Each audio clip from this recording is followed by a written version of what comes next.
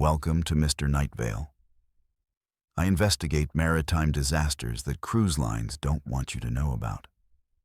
Tonight, I'm exposing 6 real cases where luxury cruise ships became floating death traps, where passengers boarded for paradise but never saw home again. These aren't urban legends. They're real incidents backed by investigations and first-hand survivor stories.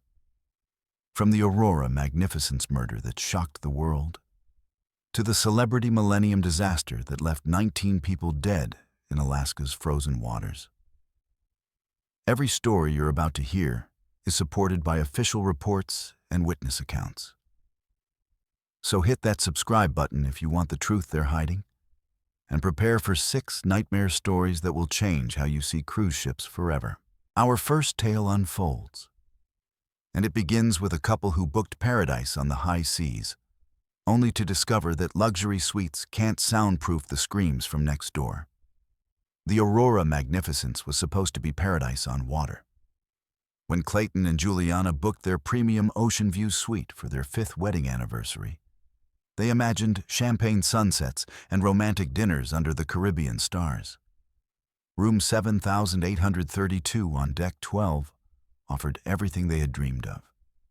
Panoramic windows, a private balcony, and marble bathrooms that cost more per night than most people's monthly rent. But paradise has a way of hiding its darkest secrets beneath perfect surfaces. The couple had been married for 5 years, and this cruise from Miami to the Caribbean islands was meant to rekindle the romance that had been slowly fading under the pressure of Clayton's demanding job as a cybersecurity analyst and Juliana's work as an ER physician at Jackson Memorial Hospital. They boarded on a warm Tuesday evening in July 2024, their neighboring cabin occupied by what appeared to be the perfect American couple. Clayton, 32, was a detail-oriented cybersecurity expert whose analytical mind had made him successful in tech, but sometimes caused him to miss emotional subtleties. Juliana, 29, was an emergency room physician who had developed sharp instincts for reading trauma and recognizing when something was seriously wrong. Together, they represented the modern American success story. Educated, hardworking, and hopeful. Room 7834 housed Cohen and Miriam. He, a distinguished 45-year-old investment banker from Manhattan. She, a 38-year-old former Miss Ohio who now ran a successful interior design business in Columbus. They appeared to have everything: Wall Street wealth, beauty, and what seemed like genuine affection for each other. Miriam was stunning. Tall, blonde, with that Midwestern charm that made everyone feel instantly comfortable. Cohen was handsome in that polished Wall Street way, always impeccably dressed, always ready with stories about his latest deals or expensive wine recommendations from his private collection. The couples quickly bonded over shared meals and shore excursions. Miriam seemed genuinely interested in Juliana's medical career, asking detailed questions about emergency medicine and trauma cases. Cohen impressed Clayton with stories from his finance world, and the 4 of them fell into an easy rhythm of poolside drinks and Broadway show performances in the ship's theater. But Juliana's medical training made her notice things others missed.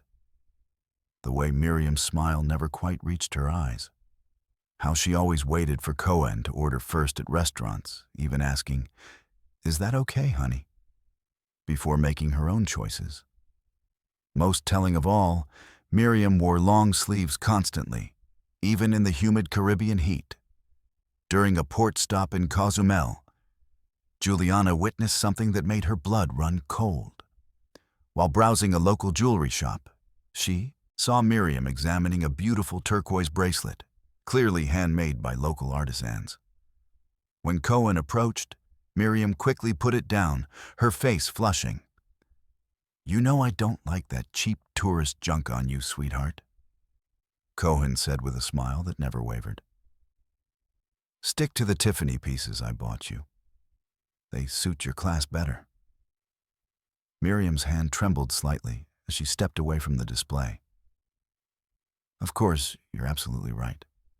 You always are. The shop owner, an elderly Mexican woman, caught Juliana's eye and shook her head sadly.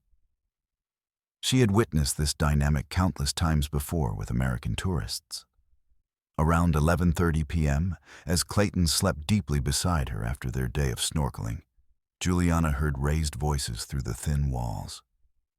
Cohen's voice, usually so smooth and controlled, carried a dangerous edge. "You embarrassed me today, Miriam. Talking to that bartender like some desperate housewife, making me look like I can't control my own wife." "Cohen, I was just being polite to the staff. Don't give me that bullshit. I saw you laughing at his jokes, touching his arm. You think I'm blind? You think I'm some kind of fool?" The voices dropped, but Juliana could hear Miriam sobbing quietly. She considered calling ship security, but hesitated. In her ER rotations, she had learned that domestic violence was complex, and victims often protected their abusers, even when offered help. Miriam appeared at breakfast wearing oversized sunglasses, despite the dining room's dim lighting. When she reached for the coffee pot, her sleeve rode up, and Juliana caught sight of dark purple bruises around her wrist, finger-shaped marks that perfectly matched a man's grip. Clayton, absorbed in checking his work emails on his phone, missed the exchange entirely. But Juliana made a decision. During their scheduled couples massage that afternoon, she found a moment alone with Miriam. "Miriam, I'm a doctor. I know what those marks are. If you need help, if you need someone to talk to." Miriam's carefully constructed mask slipped for just a moment, and Juliana saw raw, animal terror in her blue eyes. "Everything's perfect, Juliana. Cohen takes such wonderful care of me. I'm living a fairy tale life. Any woman would kill to be in my position." But her hands shook uncontrollably as she spoke, and Juliana noticed she kept glancing toward the door, as if expecting Cohen to appear at any moment. Juliana was jolted awake by the unmistakable sound of furniture being violently overturned next door. Her medical training kicked in instantly. Those weren't the sounds of someone stumbling drunk or moving luggage. Someone was in serious trouble. Then came Miriam's voice, high-pitched and desperate. "Please, Cohen, I'm sorry. I swear I wasn't trying to leave. The money was for your birthday surprise." The sound that followed made Juliana's blood freeze, a sharp, vicious slap that seemed to echo through the ship's steel walls. Clayton bolted upright, his cybersecurity instincts immediately alert. His analytical mind began cataloging the sounds: heavy footsteps, glass shattering, what sounded like someone being dragged across the floor. Then Miriam's voice again, but different now, terrified and pleading. "No. Please. Not the balcony. Cohen, I'll do anything. Please don't." Then came the sound that would replay in their nightmares for years. A scream that started desperate and human, and then was suddenly horribly cut short. Clayton was already reaching for the bedside phone when they heard Cohen's voice, now calm and controlled, speaking to someone. Clearly ship security. "Yes. This is Cohen in room 7834. I need immediate medical assistance. My wife. There's been a terrible accident. She fell from our balcony. Please hurry. I think she might still be alive down there." His voice carried perfect notes of panic and grief. Just the right amount of shock, the exact tone of a devastated husband. If Juliana hadn't heard the preceding violence, she might have believed his performance completely. Within minutes, the hallway erupted with activity. Security officers, medical personnel, and senior crew members filled the corridor. Clayton and Juliana watched through their peephole as Cohen, now wearing a hastily thrown-on polo shirt and displaying fresh scratch marks across his neck and face, gave his statement to Captain Elise. She'd been drinking wine all evening. "You can check our room service records," he explained, his voice breaking at precisely the right moments.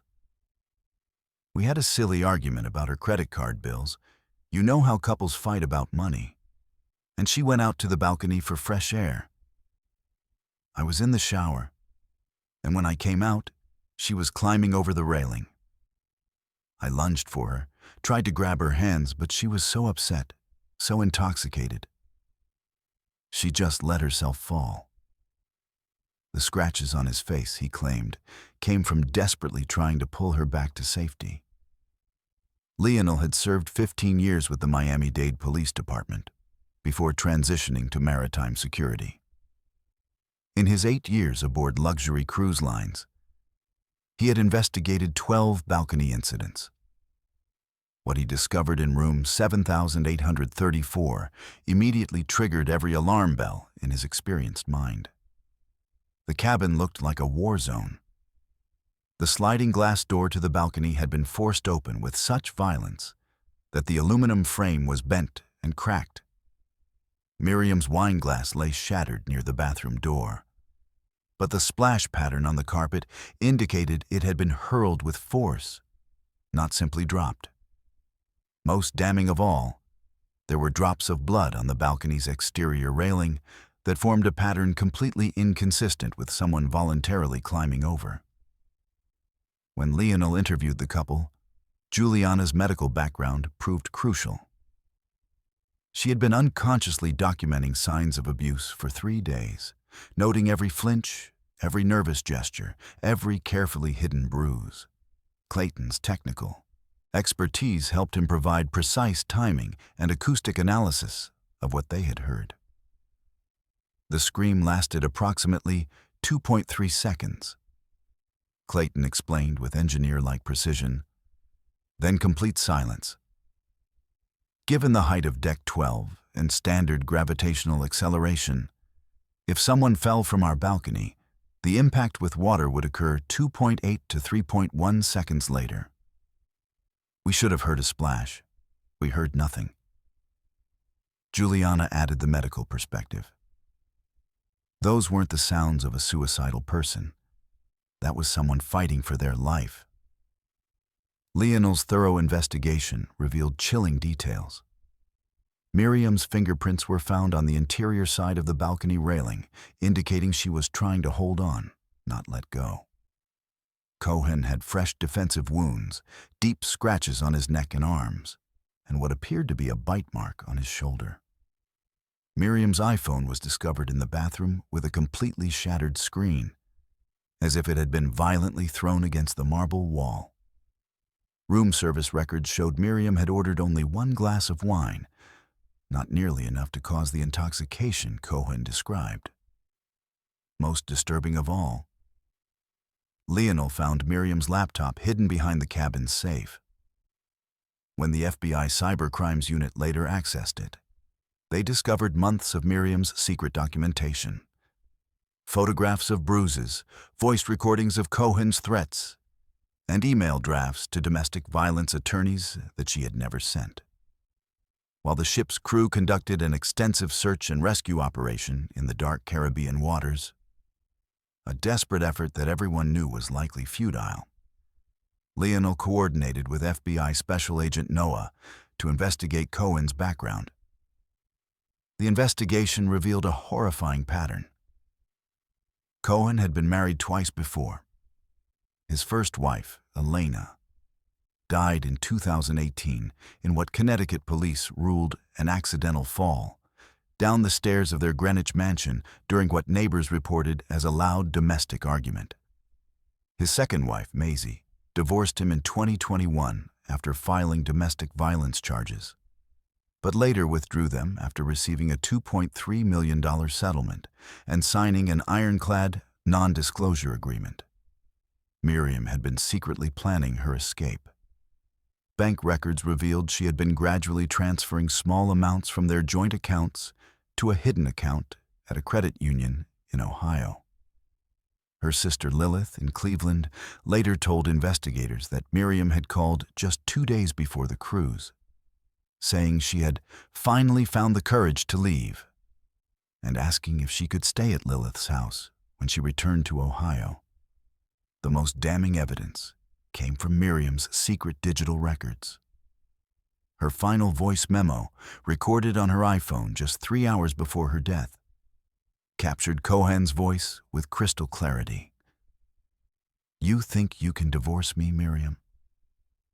You think you can take half of everything I've built and just walk away to play house with your pathetic family in Ohio? I'll see you dead before I let that happen." Miriam's voice, barely a whisper. "Cohen, please. I just want both of us to be happy." Happy?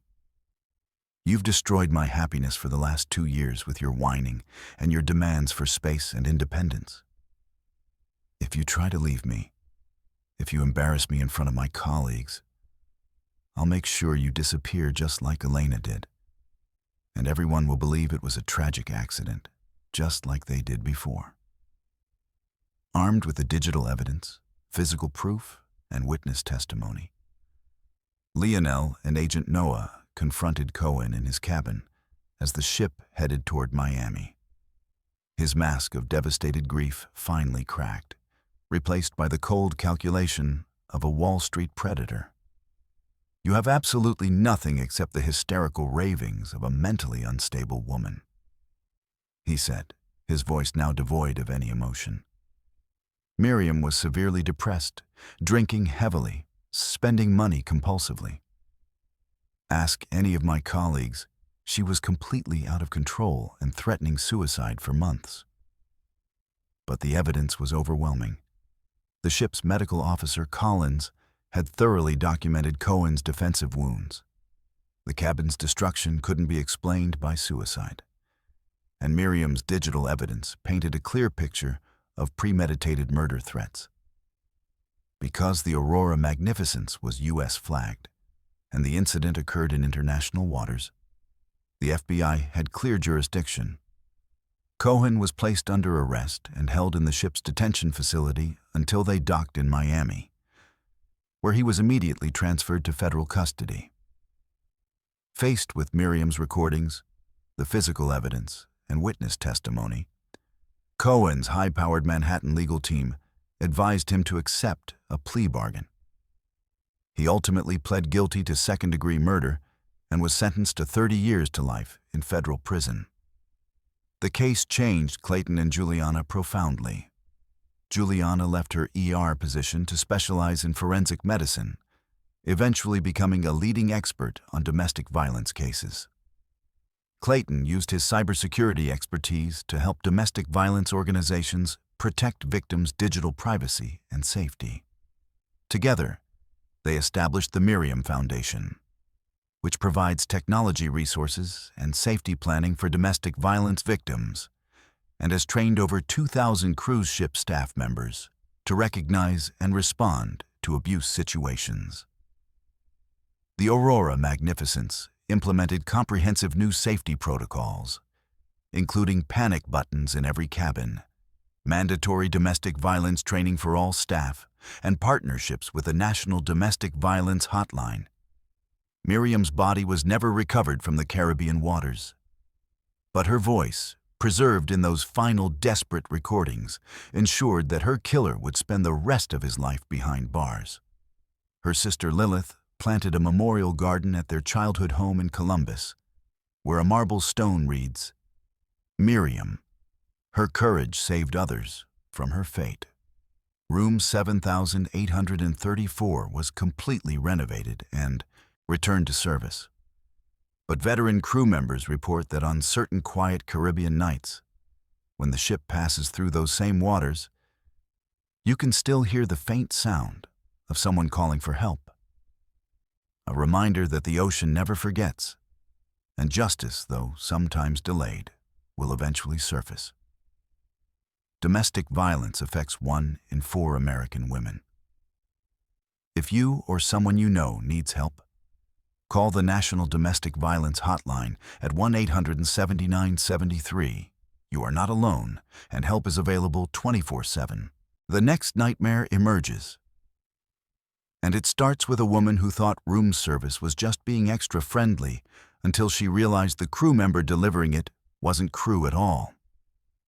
Ophelia thought she was getting the vacation of a lifetime when she booked her dream Caribbean cruise. Little did she know, someone on that ship had been waiting for her arrival for months, and they knew exactly which room she'd be staying in.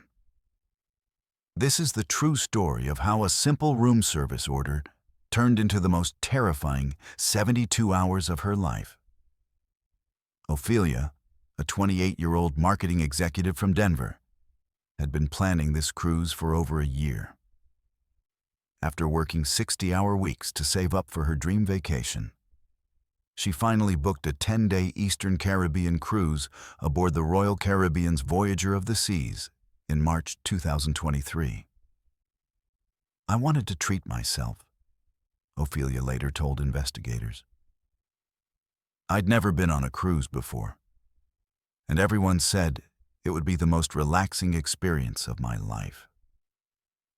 Ophelia chose an interior stateroom on Deck 7, room 7342. She specifically requested this room because it was in a quieter section of the ship, away from the main elevator banks and pool areas. What she didn't know was that someone had been tracking her reservation for months. The cruise departed from Miami on a Sunday afternoon with 3,114 passengers and 1,200 crew members. Ophelia was traveling alone, her first solo vacation in years. She'd planned every detail meticulously. Shore excursions in Cozumel, St. Thomas, and Barbados. Dinner reservations at the specialty restaurants, even pre-booked spa appointments. The first 2 days were absolutely perfect, Ophelia recalls. "I felt so free, so independent. I was finally doing something just for me." But on the third day, while the ship was sailing toward St. Thomas, something began to feel wrong. It started with room service Ophelia never ordered. On Tuesday evening, around 11:30 p.m., there was a soft knock on her cabin door. Through the peephole, Ophelia could see a crew member in the standard white uniform holding a room service tray. "Room service for Miss Ophelia," came a voice with a thick accent she couldn't place. "I didn't order room service," Ophelia called through the door. "Complimentary late-night service.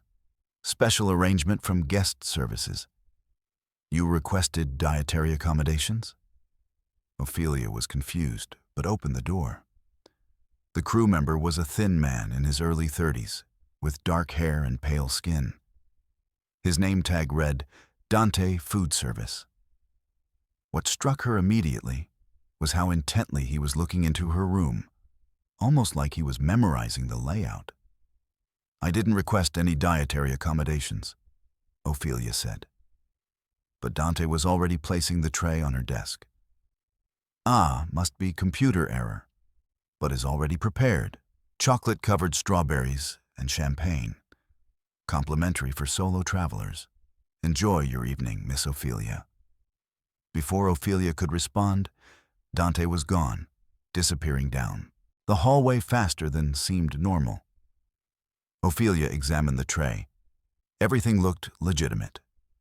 Proper Royal Caribbean silverware, hotel-quality presentation. But something felt off. The strawberries were arranged in a very specific pattern, almost like a message.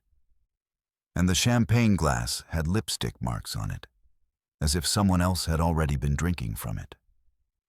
She called guest services to confirm the solo traveler promotion. "I'm sorry, Miss Ophelia, but we don't have any record of a late-night service arrangement for your room. Are you sure someone delivered food to your cabin?" Ophelia's blood ran cold. Over the next 24 hours, Dante appeared 3 more times. Wednesday morning. He knocked at 6:45 a.m., claiming there was a mandatory safety inspection needed in her cabin. Ophelia refused to let him in and called security. By the time they arrived, Dante had vanished. Wednesday afternoon, while Ophelia was at the pool, she returned to find her cabin had been cleaned in a way that seemed too thorough. Personal items were moved, her journal was opened to a different page, and there was a strange smell in the air. Cologne she didn't recognize. Wednesday evening. Dante appeared at her dinner table in the main dining room, now dressed in a waiter's uniform. "Would you like to try our special dessert, Miss Ophelia? I prepared it personally for you." Ophelia stood up immediately. "You need to leave me alone. Now." Dante's friendly demeanor dropped for just a moment, revealing something dark and angry underneath. "You have been very unfriendly, Miss Ophelia. On ships, we take care of guests who are appreciative." Ophelia went straight to security after dinner. The head of security, Chief Officer Christian, took her report seriously this time, especially when she mentioned Dante's comment about taking care of appreciative guests. "Ma'am, we don't have any crew member named Dante in food service," Christian told her after checking the computer. "And according to our records, no one by that description is assigned to work on Deck 7. The security footage revealed something even more disturbing. The cameras showed Ophelia's interactions with Dante, but they also showed him entering other solo female passengers' cabins on multiple decks, always with the same room service tray, always late at night. That evening, security set up a surveillance operation. Ophelia was moved to a secure cabin on Deck 12, while undercover officers took position around her original room. They didn't have to wait long. At 11:45 p.m., Dante appeared outside room 7342 with his signature room service tray. But this time, instead of knocking, he used a master key card to enter the cabin directly. Inside the tray, officers discovered a collection of items that made the investigation take a sinister turn. Zip ties, duct tape, a syringe filled with unknown liquid, and most disturbing of all, personal items belonging to at least 6 different female passengers, including jewelry, underwear, and photographs. Dante wasn't a crew member at all. He was a passenger traveling with fake identification documents. His real cabin was on Deck 2, but he'd been using stolen crew uniforms and master key cards obtained from a corrupt crew member to move freely throughout the ship. The investigation revealed that Dante had been targeting solo female travelers on multiple cruise lines for over 2 years. He would book passages on the same ships as his intended victims, having gained access to passenger booking information through an insider network. He had detailed files on 12 different women on this cruise alone, Chief Christian later reported. Photos, room numbers, daily schedules, dietary preferences. Information that could only have been obtained through systematic stalking and inside access to ship databases. When security searched Dante's real cabin, they found what could only be described as a shrine dedicated to his victims. The walls were covered with photos of women taken without their knowledge, by pools, in restaurants, even sleeping in their cabins. There were personal belongings from dozens of different cruises, carefully cataloged and labeled with dates and ship names. Most disturbing was a journal detailing Dante's selection process and future plans for each victim. Ophelia's entry was 3 pages long and included detailed fantasies about what he planned to do during the remaining 7 days of the cruise. The investigation uncovered something even more sinister. Dante wasn't working alone. A crew member named Bowen, who worked in housekeeping, had been providing Dante with master key cards, passenger information, and access to the ship's internal systems. Bowen had been selling information about solo female travelers to Dante for $500 per passenger. He'd been doing this across multiple cruise lines for over 3 years, enabling Dante and potentially other predators to target vulnerable passengers. This was a sophisticated operation. explained FBI Special Agent Jalen, who was brought in when the ship docked in St. Thomas. They had systems in place to identify, track, and access victims across multiple cruise lines and voyages. Dante and Bowen were arrested when the ship reached St. Thomas.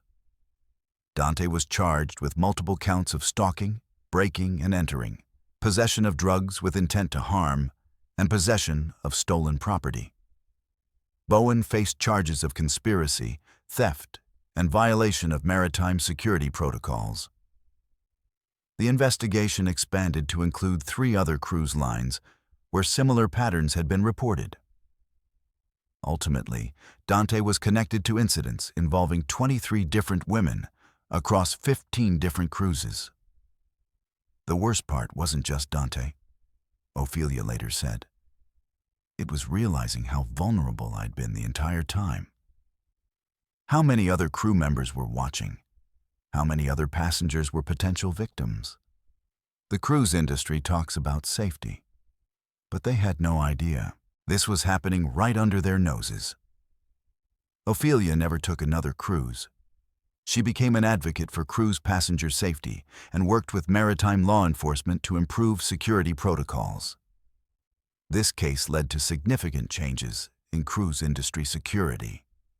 Enhanced background checks for all crew members, restricted access to passenger booking information, improved surveillance in passenger cabin areas, mandatory reporting protocols for suspicious crew behavior, and better coordination with international law enforcement. But for Ophelia and the other victims, the damage was already done. People think cruise ships are safe because you're surrounded by security and crew, Ophelia concludes. But that security system only works if the people running it aren't the ones trying to hurt you. Trust your instincts. If something feels wrong, it probably is. And never, ever assume that just because someone is wearing a uniform, they belong there. What started as a dream vacation became a nightmare that could have been much worse. But thanks to Ophelia's courage to speak up and security's quick response, a dangerous predator was stopped before he could claim more victims. This story is based on actual events reported in maritime crime databases. Names have been changed to protect victims' privacy. If you're planning a cruise, remember to report any suspicious behavior immediately to ship security. Your safety depends on staying vigilant, even in paradise. Another chilling account surfaces. And this tale begins with 2,218 passengers who thought they were heading toward paradise glaciers, until the ice decided to claim their ship forever. What I'm about to tell you happened on the Celebrity Millennium in September 2023. 2,218 passengers were on board when the unthinkable occurred at 3:15 a.m. in the remote waters of Alaska's Inside Passage. By dawn, the ship was trapped against a glacier, and 19 people were missing. I was passenger number 1,847. And this is my story. It was supposed to be the adventure of a lifetime. My wife Lola and I had always dreamed of seeing Alaska's glaciers and wildlife. We're both teachers from Colorado, and this 7-day Inside Passage cruise from Vancouver was our 20th anniversary gift to ourselves. The Celebrity Millennium was perfect for Alaska. Smaller than those massive Caribbean ships, carrying just 2,218 passengers, designed specifically for scenic cruising through narrow fjords and channels. Our balcony cabin on Deck 9 had an incredible view of the towering mountains and pristine wilderness. We'd spent 3 amazing days visiting Ketchikan with its famous totem poles, Juneau, where we saw whales breaching in the distance, and Skagway with its gold rush history. Everything was magical. On day 4, we were sailing through the night toward Glacier Bay National Park. The weather had been perfect, crisp September air, clear skies, and calm waters. Lola had gone to bed early, excited about tomorrow's glacier viewing. But I stayed up late in the Crown and Anchor Lounge on Deck 11, watching the northern lights dance across the sky. The ship felt steady as we navigated through Icy Strait, one of the narrower passages in southeast Alaska. I remember checking my watch at 3:10 a.m., thinking I should head back to our cabin soon. That's when everything went horribly wrong. At exactly 3:15 a.m., I heard a sound I'll never forget. A deep, grinding roar that seemed to come from the very soul of the ship. The entire vessel shuddered and lurched forward, throwing me from my chair near the observation windows. The lights went out immediately. In the pitch-black Alaskan night, with no city lights for hundreds of miles, the darkness was absolute. Then came the screaming. Passengers throughout the ship realizing something catastrophic had happened. Emergency lighting flickered on, casting everything in that familiar red glow. The ship's PA system crackled to life. "Ladies and gentlemen, this is Captain Sullivan. We have struck an underwater ice shelf in Glacier Bay. All passengers must report to your muster stations immediately. This is not a drill." An ice shelf? In September? How was that possible? I fought my way through panicking passengers toward the stairwells. The elevators were dead. As I climbed from Deck 11 to Deck 9, I could feel something was terribly wrong. The ship wasn't moving forward anymore, and there was a strange grinding sound coming from below. When I reached our cabin, Lola was already awake, standing on our balcony in her robe, staring out into the darkness. "Oh my God," she whispered. "Look." I stepped onto the balcony and saw the most terrifying sight of my life. In the dim emergency lighting from the ship, I could make out a massive wall of blue-white ice rising up beside us like a frozen mountain. The Celebrity Millennium had somehow become wedged against the face of an enormous glacier. "The front of the ship is completely crushed," Lola said, her voice shaking. "I can see water pouring into the lower decks." We grabbed our passports, phones, and winter jackets. Alaska in September is freezing, especially at night. The hallways were chaos as passengers streamed toward Muster Station C on Deck 6. Many were elderly cruise passengers, not prepared for an emergency in the Alaskan wilderness. That's when we met the family from Minnesota. Ezekiel, his wife Lucille, and their 16-year-old daughter Kailani. They were frantically searching for their son Joaquin, who'd been in the teen center on Deck 10. "The impact threw him across the room," Ezekiel explained desperately. "When we tried to find him, that whole section was blocked by debris." The ship's announcement system came alive again. "Attention passengers. Due to structural damage from ice impact, we are initiating emergency evacuation procedures. The nearest Coast Guard station is 180 miles away. Remain calm and follow crew instructions. 180 miles away. In the remote Alaskan wilderness, in freezing September weather, in the middle of the night." The math was terrifying. The next 2 hours were pure nightmare. The ship had become wedged so tightly against the glacier that we couldn't move forward or backward. Worse, the ice had torn a massive gash in the hull below the waterline. Water was flooding the lower decks faster than the pumps could handle. The temperature outside was dropping toward 25 degrees Fahrenheit. Hypothermia would kill anyone in the water within minutes. But staying on a sinking ship wedged against a glacier wasn't an option either. Ezekiel and I volunteered to search for Joaquin, while the women and Kailani waited for lifeboat assignments. We made our way up to Deck 10, fighting through tilted corridors filled with debris from the impact. The teen center was a disaster. Furniture thrown everywhere, windows cracked from the collision. We found Joaquin trapped under an overturned pool table, conscious but with a badly injured leg. It took both of us to lift the table and get him free.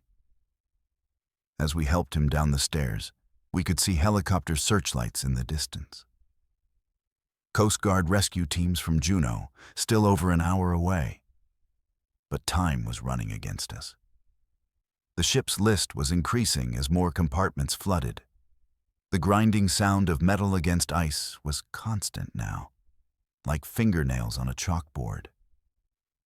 When we reached our muster station, we found that Lola and Lucille with Kailani had been assigned to Lifeboat 14. But the lifeboat launching was taking forever.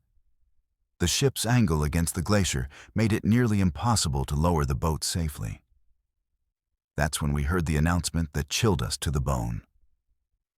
All passengers on decks 1 through 4 abandon ship immediately.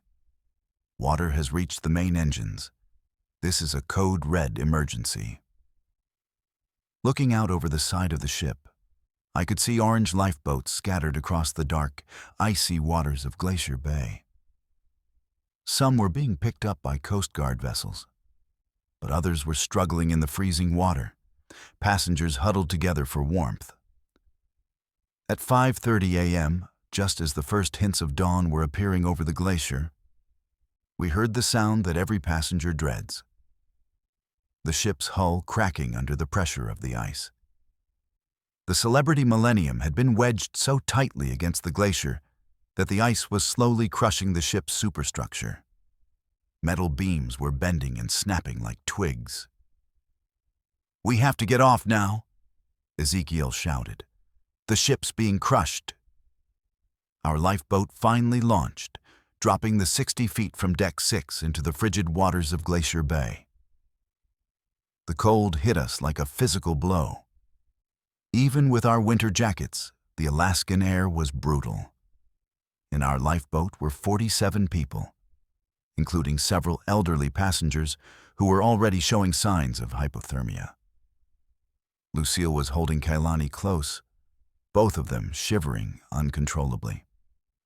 Joaquin was in severe pain from his leg injury, but trying to stay strong.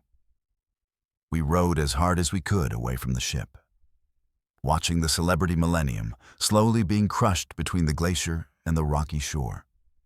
The sound was indescribable, like a building collapsing in slow motion.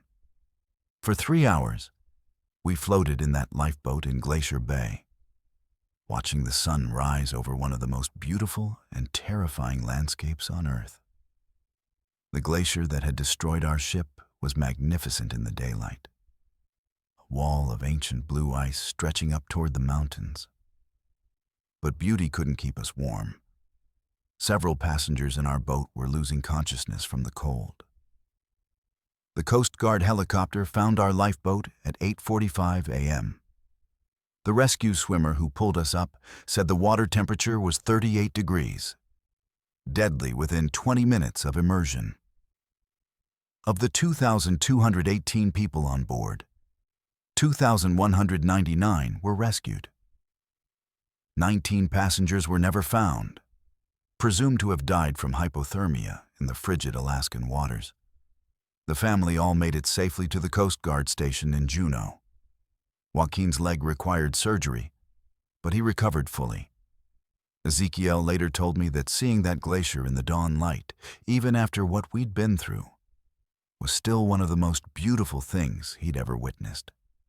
The investigation revealed that an underwater ice shelf, invisible to sonar, had formed unusually far south due to an early winter freeze. Climate change had made glacier behavior unpredictable, creating hazards that weren't on any navigation charts. Celebrity Cruises settled a class action lawsuit for $1.8 billion.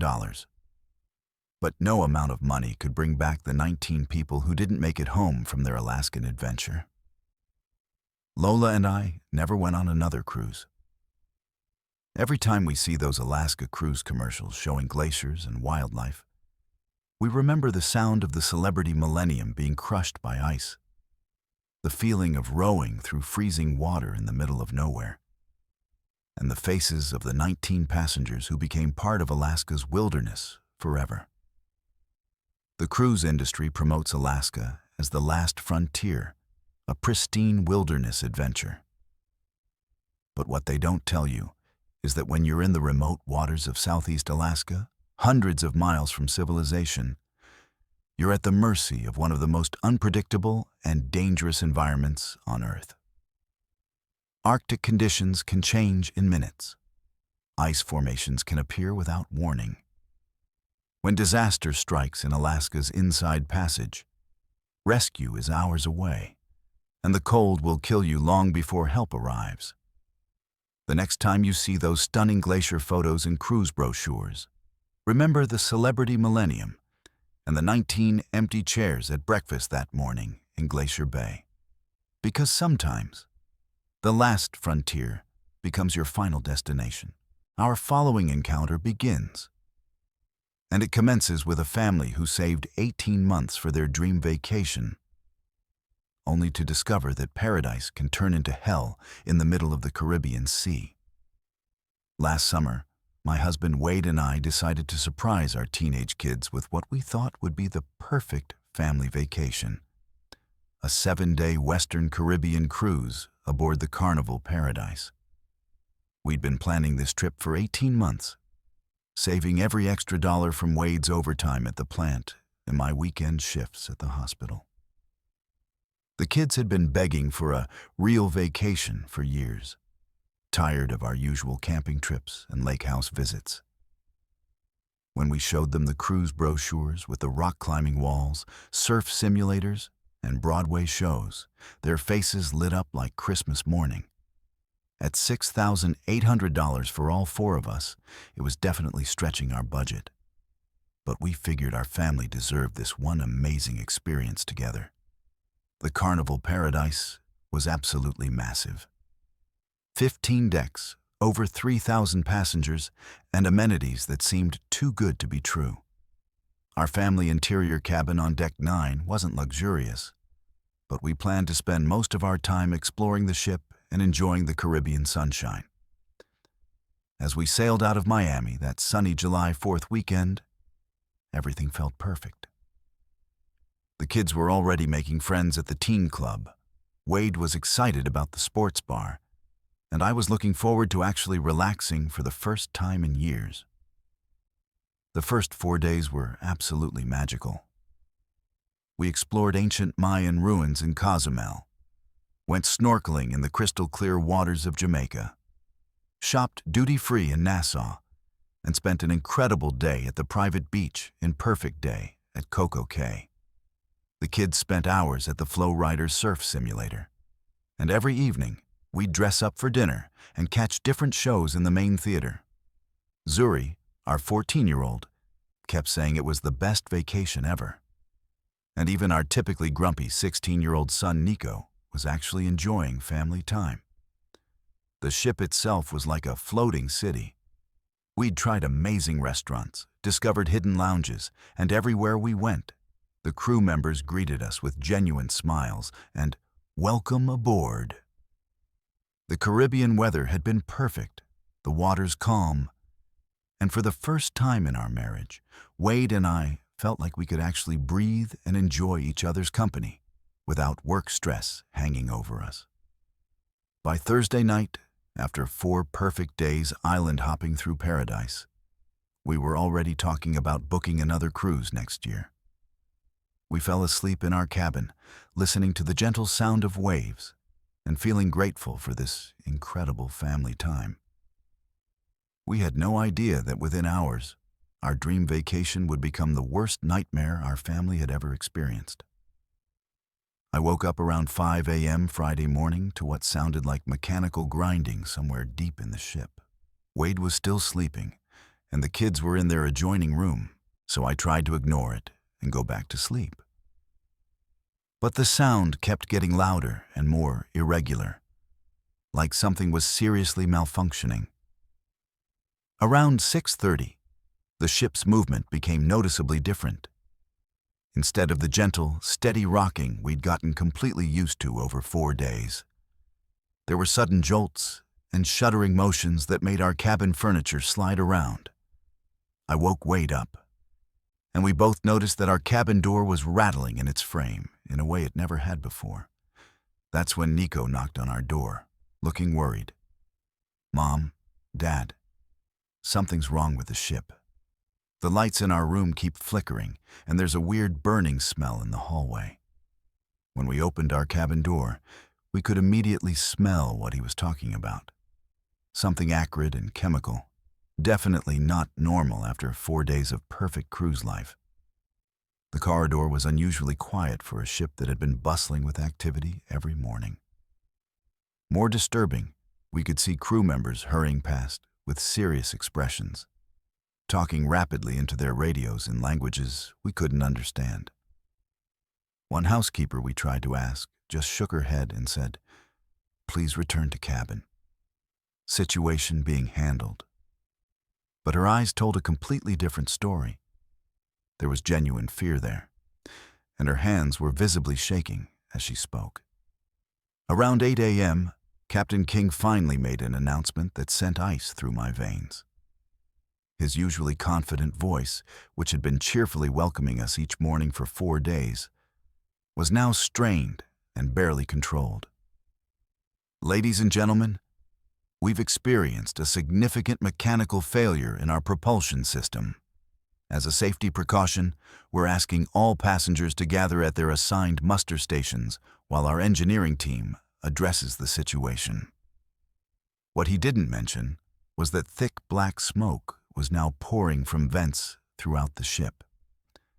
Our family cabin, which had been our comfortable home for 4 wonderful days, had become almost unbearable.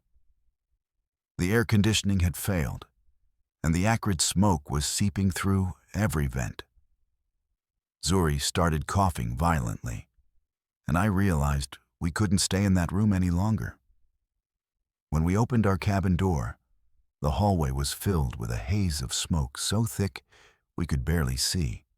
Families who had become friends over the past 4 days were streaming out of their cabins, many covering their faces with wet towels and looking absolutely terrified.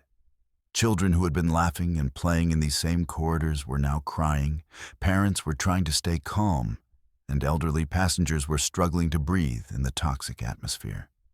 The elevators that we'd used dozens of times were completely shut down, forcing everyone to use the stairwells.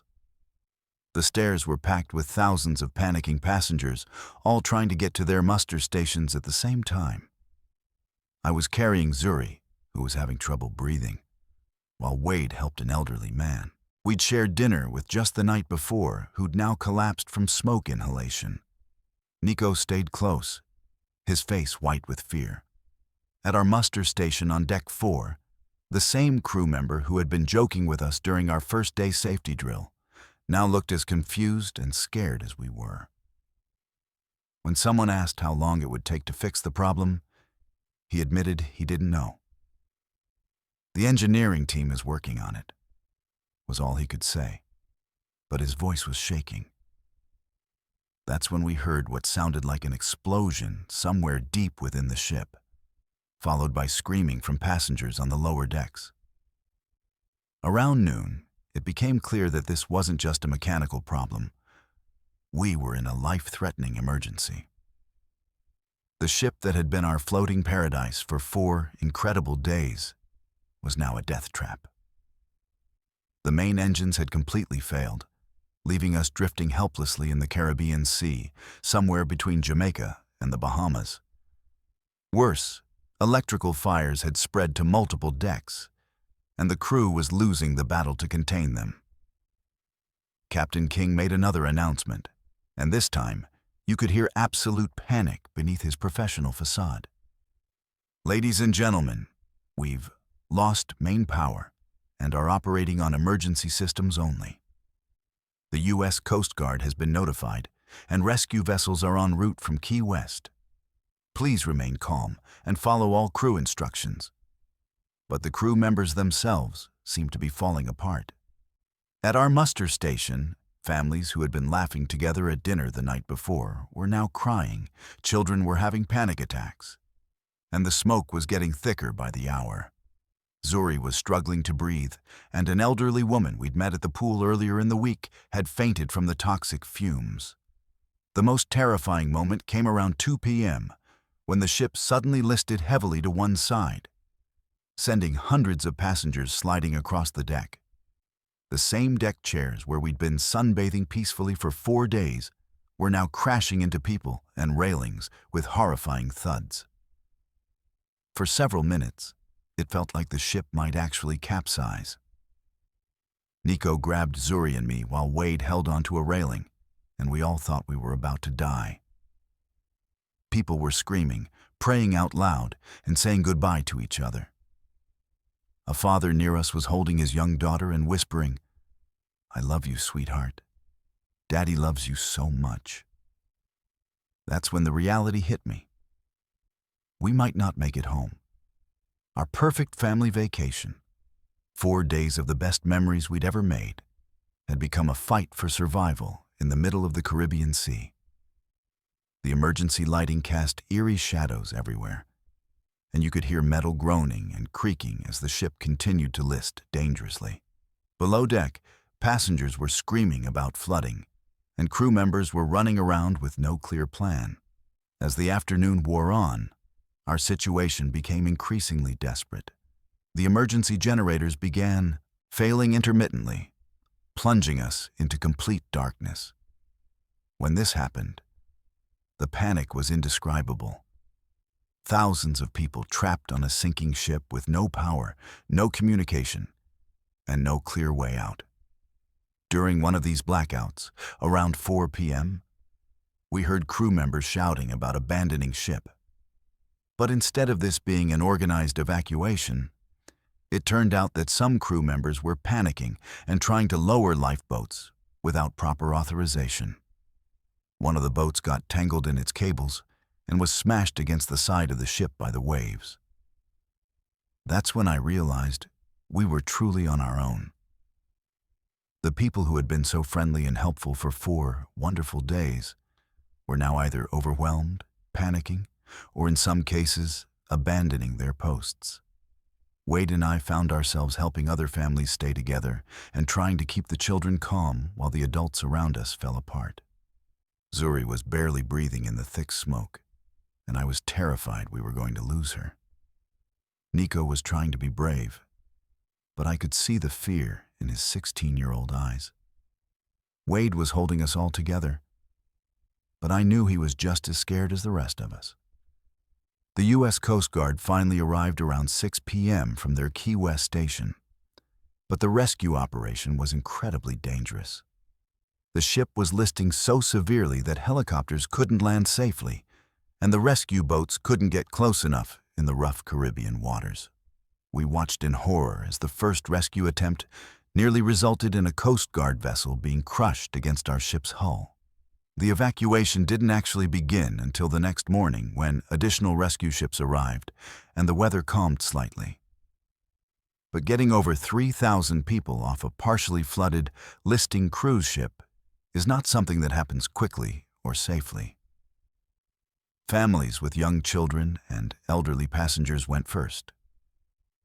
Our family didn't get evacuated until Saturday afternoon, more than 36 hours after the crisis began.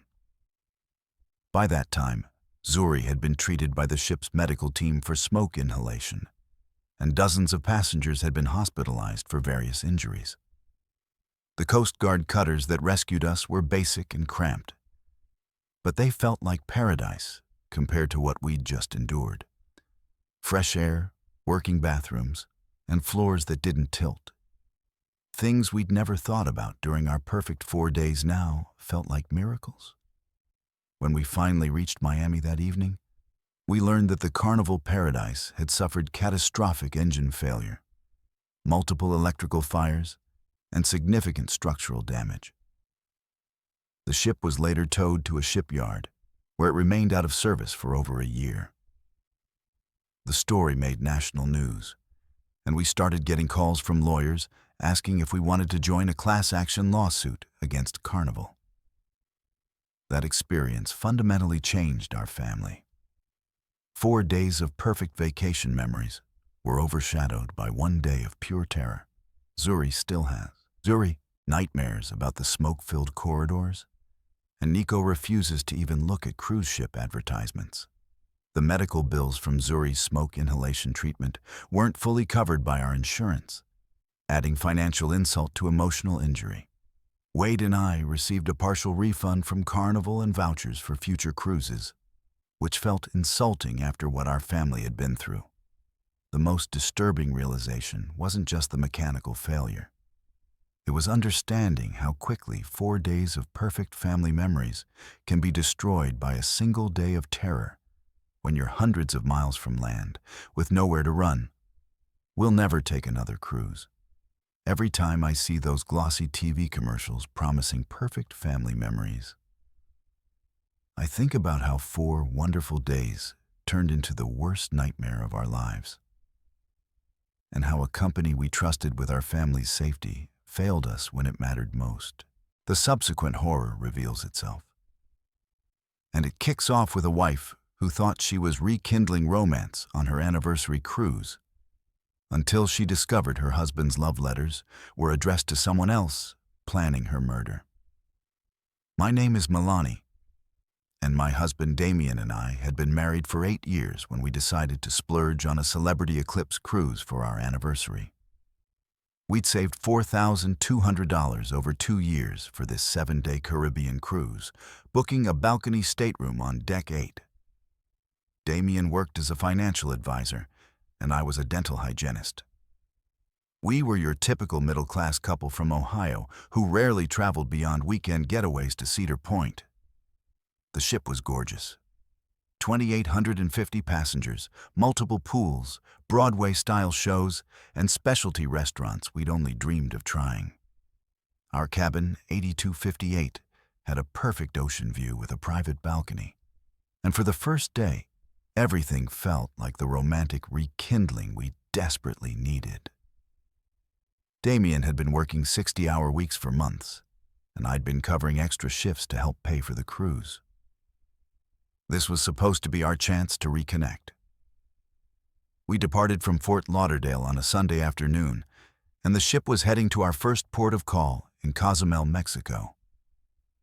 But by day 2, I noticed something that made my stomach turn. Damien kept checking his phone obsessively, even though we'd bought the expensive Wi-Fi package specifically to disconnect from work. When I asked about it, he'd quickly flip the screen down and say it was just checking emails. But I caught glimpses of text message notifications, and they definitely weren't from his office. The first real red flag came on day 3 while we were at the solarium pool on Deck 12. Damien excused himself to get drinks from the bar, leaving his phone on the lounge chair. When it buzzed with a message, I glanced over and saw the preview. "Missing you already. Can't wait to see you in Cozumel tomorrow. Love, D," with a heart emoji. My blood turned to ice. We were docking in Cozumel the next day, but Damien had told me he wanted to skip the port and just relax on the ship. Now I understood why.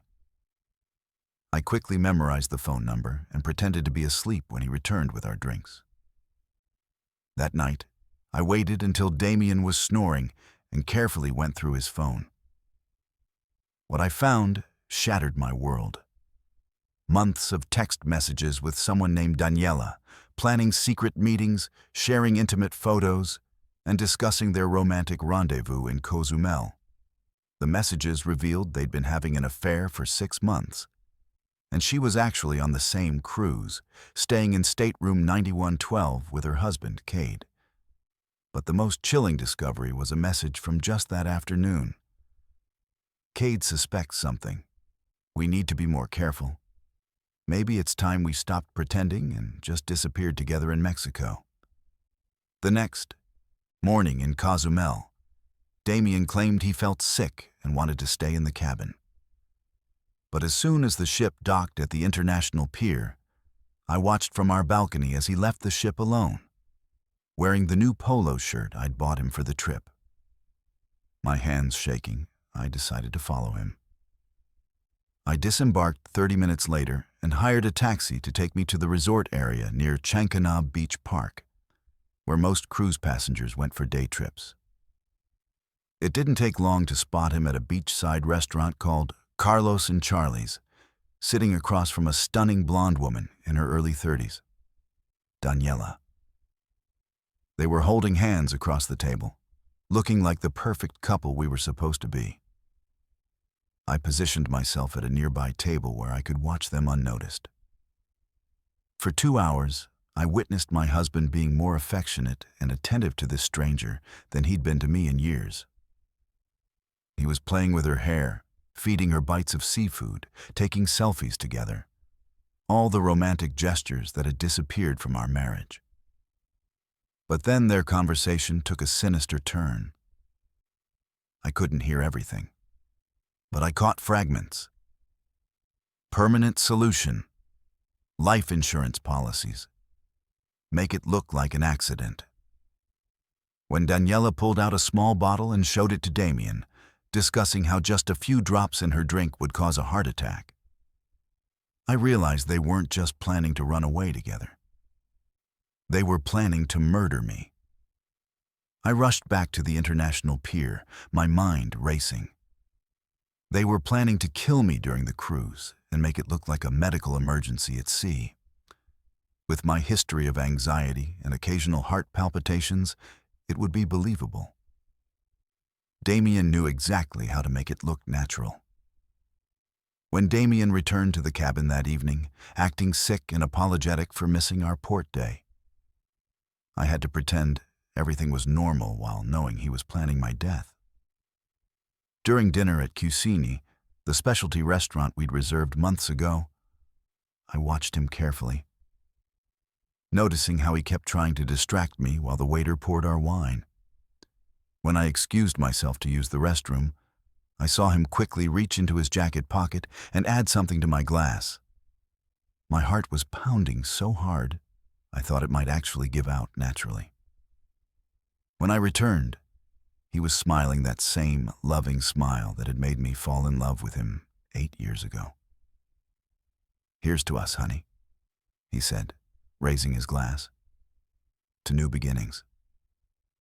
I pretended to take a sip, letting the wine touch my lips, but not swallowing. Within minutes, Damien was watching me intently, waiting for something to happen. When I excused myself again, claiming the wine was making me dizzy, I saw relief and anticipation in his eyes. In the restroom, I forced myself to vomit, then returned to the table acting increasingly unwell. Damien was the perfect concerned husband, calling for medical assistance, holding my hand, telling the ship's medical officer about my anxiety and heart issues. If I hadn't known the truth, even I would have believed his performance. The medical center staff wanted to keep me overnight for observation, but I convinced them I just needed rest. Back in cabin 8258, with Damien hovering over me like a devoted husband, I waited until he thought I was unconscious from whatever he'd given me. That's when I heard him on the phone with Daniela. "It's done. She's out cold. The doctor said if she has another episode tomorrow, they'll recommend she be airlifted to a hospital in Grand Cayman when we dock there. That's when we make our move." Using my phone, I recorded the rest of their conversation, including details about life insurance policies, their plan to disappear to Costa Rica, and Damien's admission that he'd been slowly poisoning me with small doses for weeks to build up the medical history they needed. The next morning, I contacted the ship's security office and the FBI through the Coast Guard communications. By the time we docked back in Fort Lauderdale, both Damien and Daniela were in custody. The small bottle contained a concentrated form of digitalis, enough to cause heart failure in someone of my size. What was supposed to be our romantic anniversary cruise became the evidence that saved my life and put my husband away for attempted murder. I learned that the person you sleep next to every night can be the most dangerous stranger of all. The divorce was finalized while he was awaiting trial, and I've never felt safer or more alone in my life. Sometimes the real horror isn't a stranger following you through dark corridors. It's the person who promised to love and protect you, planning your death over room service and champagne while sailing through paradise. Another mystery awaits. And this one opens with newlyweds who thought their honeymoon cruise had the most advanced navigation on Earth, until they discovered some waters refused to appear on any map. What was supposed to be my honeymoon cruise aboard the Oceanic Dawn became a fight for survival when our ship's navigation system led us into the most dangerous waters on Earth, and then went completely silent. My name is Bodhi, and this is the story of how 3,200 passengers found themselves lost in the Bermuda Triangle with no way home. October 15th, 2024. My wife Sela and I had finally made it aboard the Oceanic Dawn, Royal Caribbean's newest flagship vessel. After 2 years of wedding planning chaos, this 7-day Caribbean cruise from Miami to Bermuda was supposed to be our perfect escape. The Oceanic Dawn was a marvel of modern engineering. 1,100 feet long, 18 decks high, carrying 3,200 passengers and 1,400 crew members. She was equipped with the most advanced GPS navigation systems, satellite communication arrays, and backup systems designed to handle anything the Atlantic could throw at us. Captain Dariel had been sailing these routes for 22 years. During the mandatory safety briefing, he joked that the ship practically sailed itself with all the computerized navigation equipment. "We've got 3 backup GPS systems," he announced with a confident smile. Getting lost out here is literally impossible. Our balcony stateroom on Deck 11 had an incredible view of the endless blue Atlantic. For the first 2 days, as we sailed southeast from Miami toward Bermuda, everything was absolutely perfect. Formal dinners, Broadway-style shows, and that honeymoon bliss you always hope for, but never quite expect.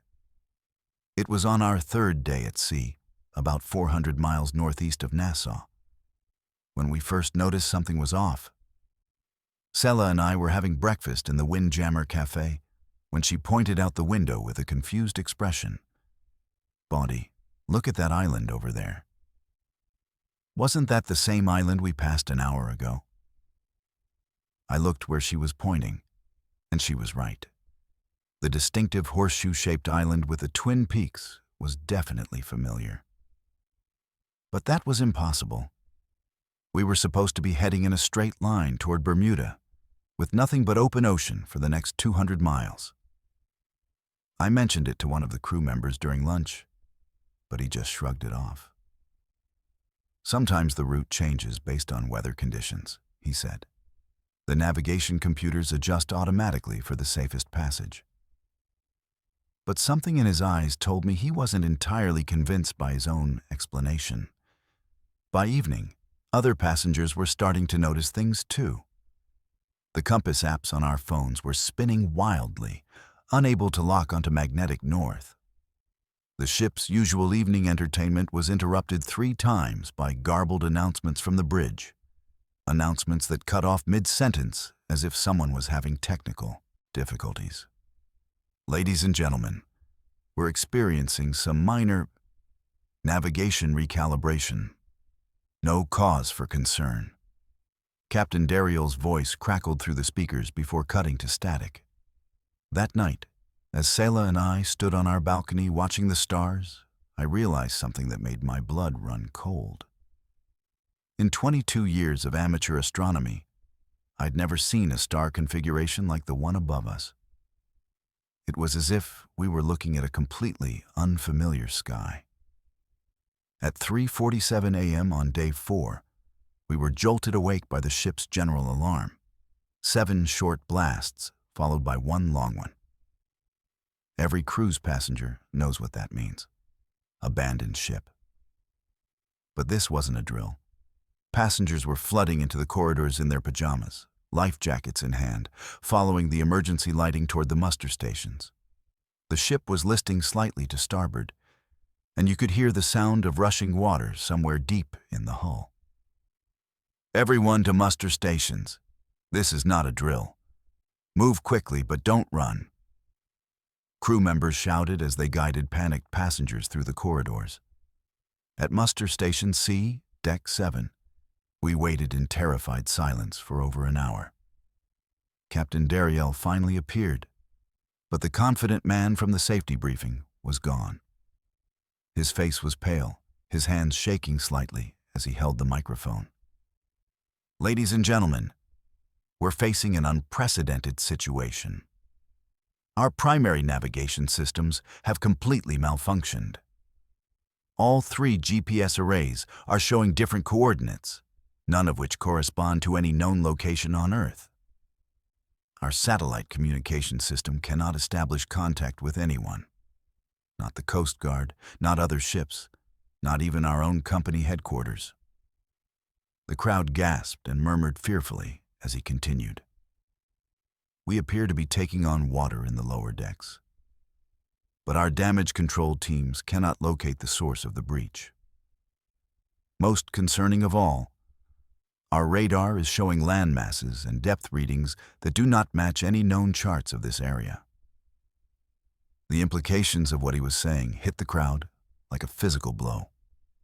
We were lost, not just off course, but completely, impossibly lost, in waters that didn't seem to exist on any map.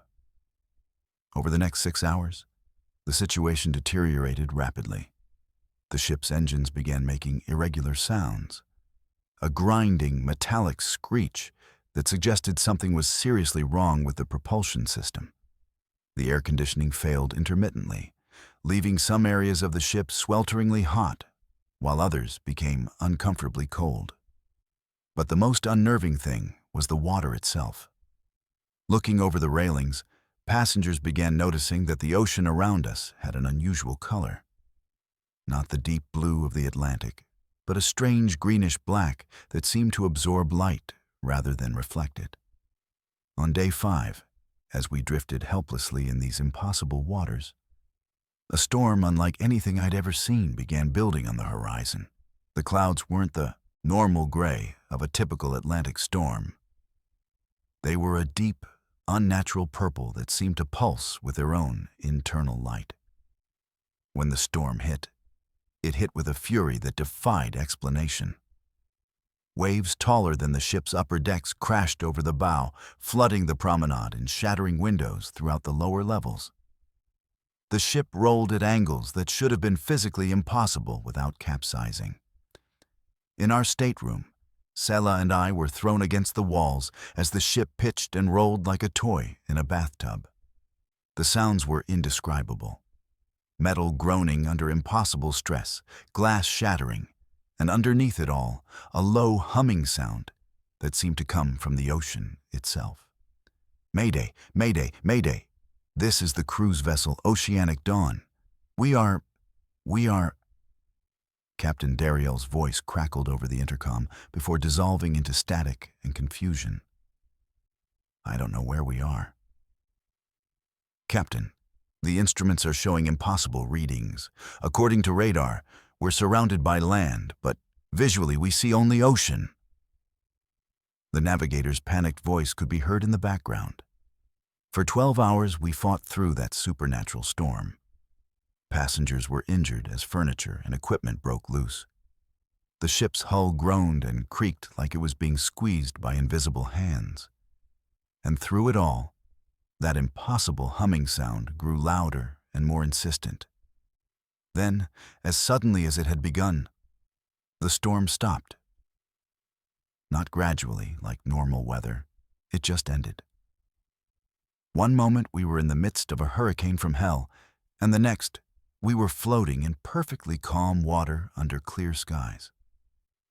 But when the navigation systems flickered back to life, we discovered something impossible. We were floating in a completely different part of the Atlantic, nearly 800 miles northeast of our last known position. The ship's chief engineer, Alessia, managed to get the engines partially operational using backup power from the emergency generators. "We can make it to the nearest port," she announced over the intercom. "But it's going to take us 3 more days at reduced speed, and we'll be running on fumes."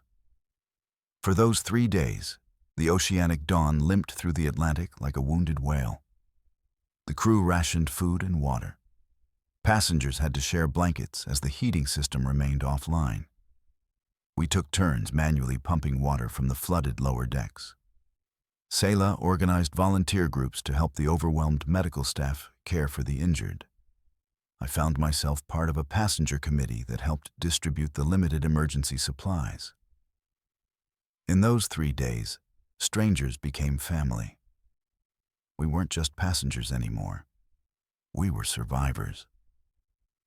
When we finally reached Halifax Harbor under our own power, instead of gratitude, we were met with lawyers and corporate representatives. Royal Caribbean's crisis management team was already spinning the story. Unfortunately, due to an act of God clause in your cruise contract, the company representative announced at a mandatory meeting, "Royal Caribbean cannot be held liable for weather-related incidents or navigation equipment failures caused by unprecedented electromagnetic anomalies." The passengers erupted in anger, but the legal language was ironclad. No refunds, no compensation, just a voucher for 25% off a future cruise. A voucher that most of us would never use. Salah and I spent our savings on hotels and flights home. Many elderly passengers couldn't afford the unexpected expenses and had to rely on family members to wire them money. The company's official statement blamed unprecedented solar storm activity that had affected navigation satellites worldwide. The Oceanic Dawn never sailed again. Not because of damage, but because word spread quickly through cruise forums and social media.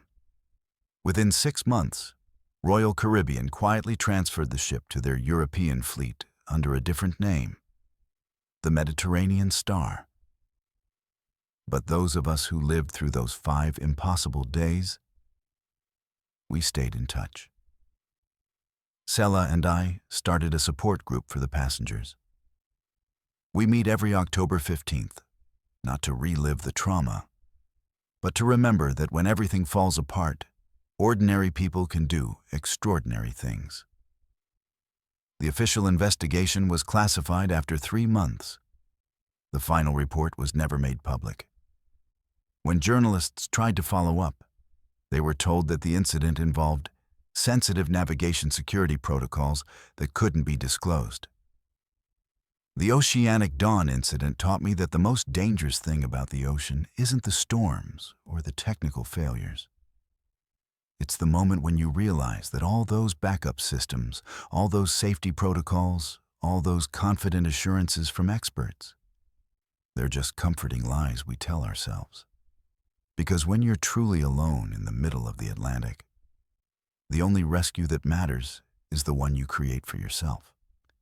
These 6 real maritime disasters prove that paradise can become hell in seconds. From murder plots to navigation failures, these aren't just stories. They're warnings backed by official investigations and survivor accounts. If this changed how you see cruise ships, smash that subscribe button and hit the bell for more real mysteries the cruise industry hides. Comment which story shocked you most. This is Mr. Nightveil. Stay vigilant, because the ocean never forgets.